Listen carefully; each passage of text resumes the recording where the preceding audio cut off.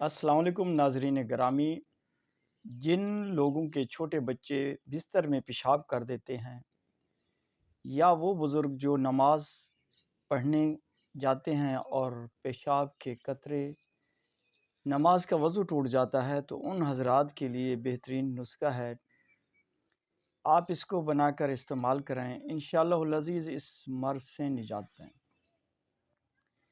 اس مرض کے لیے کتنے لوگ کتنے ہمارے حکیم حضرات، کتنے ہمارے بھائی اس مرض کے علاج ڈھونڈ رہے ہیں،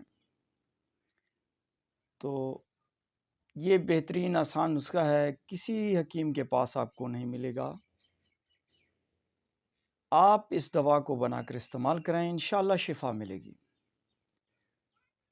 چاہے بچہ جس عمر میں بھی ہے، چھوٹا پیشاب کرتا ہے، بستر کو گیلا ہو جاتا ہے بستر، تو ان بچوں کے لیے بہترین چیز ہے یہ۔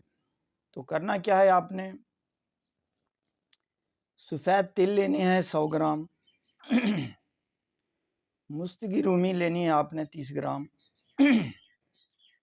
اور کندر گوند لینی ہے آپ نے 50 گرام۔ ان تینوں اجزاء کو آپ نے صفوف بنائیں، اور ان کے ہم وزن آپ شکر، گڑ والی شکر استعمال کر سکتے ہیں، اس میں چینی مصری بالکل نہیں استعمال کر سکتے۔